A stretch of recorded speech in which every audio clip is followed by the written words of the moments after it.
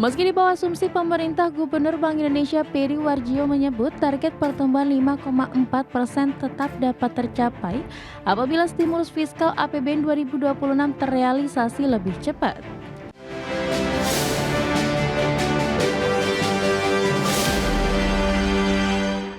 Dan selanjutnya mari kita coba simak beberapa sentimen yang berkembang di sepanjang perdagangan hari ini yang berhasil dihimpun oleh tim redaksi kami dan diproyeksikan akan mempengaruhi pergerakan indeks harga saham gabungan.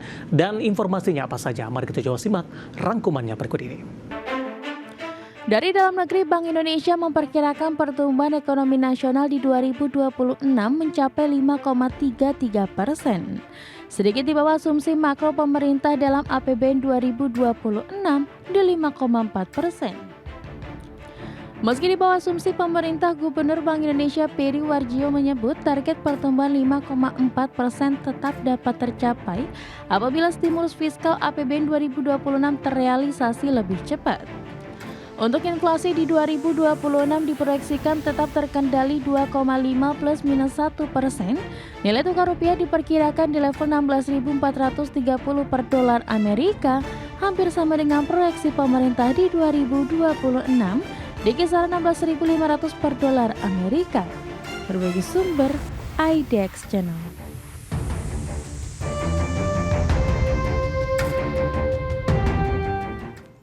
Kita beralih ke informasi indikator perdagangan lainnya pemirsa, di mana nilai tukar rupiah kembali melemah dan bertahan di level 16.700-an per dolar Amerika Serikat di perdagangan Kamis.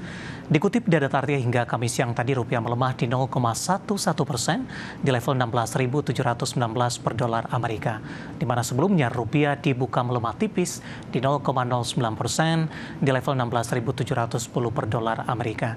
Sementara di Kamis pagi, indeks dolar Amerika menguat tipis di 0,04% di posisi 99,53 dan masih mencatatkan laju penguatan. Pergerakan rupiah masih bergantung dengan arah pergerakan dolar Amerika seiring meredanya ketidakpastian politik di Washington.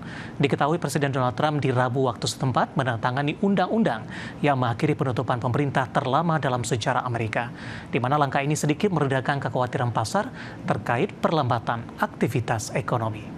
Kita akan coba update seperti apa pergerakan nilai tukar rupiah terhadap sejumlah mata uang utama berikut ini.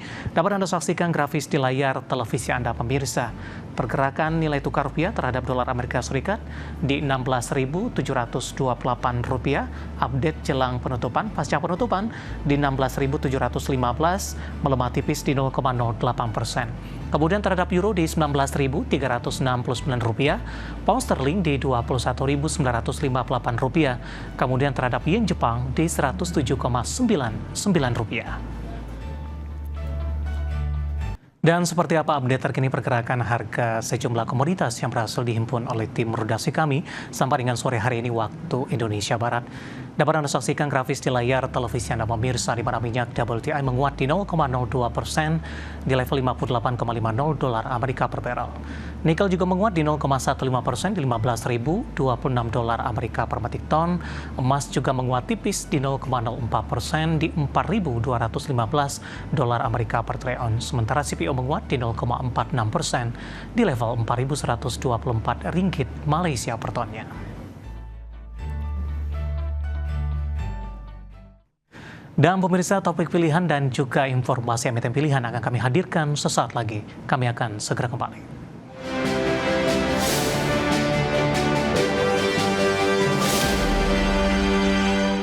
Ke topik pilihan pemirsa, sejumlah sektor saham diperkirakan akan menguat hingga akhir tahun di tengah indeks harga saham gabungan mencatatkan rekor tertinggi secara berulang. Sejumlah sektor saham seperti perbankan dan konsumer lebih dijagokan seiring stimulus pemerintah dan kebijakan Bank Indonesia yang secara agresif memangkas suku bunga.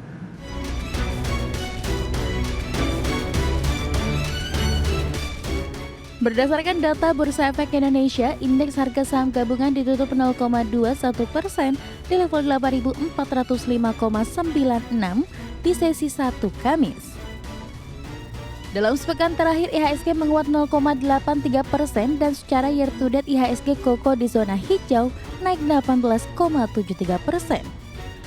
Di tengah raihan tersebut, IHSG secara berulang mampu mencatatkan rekor-rekor baru, terutama dalam sebulan perdagangan terakhir. Di awal pekan Senin 10 November 2025, IHSG sempat mencatatkan rekor tertinggi sepanjang sejarah atau all-time high intraday di level 8.478. IHSG pun mencatatkan ATH terbaru di penutupan di perdagangan akhir di Jumat 7 November 2025 di level 8.394,59. Jumlah sektor saham berkinerja cemerlang dalam sebulan perdagangan terakhir, diantaranya sektor consumer cyclical dengan mencatatkan penguatan 6,11%. Selain itu, saham-saham sektor finansial mencatatkan penguatan 1,26% dalam sebulan perdagangan terakhir. Equity Research Analyst OCBC Sekuritas Farel Nathanael mengatakan, sampai akhir tahun saham-saham di sektor consumer masih mempunyai peluang untuk bergeliat didorong stimulus pemerintah yang dapat mendorong indeks keyakinan konsumen untuk lebih confidence. Selain itu, saham perbankan dinilai mempunyai potensi untuk bersinar pada akhir tahun ini didorong oleh tren penurunan suku bunga acuan Bank Indonesia.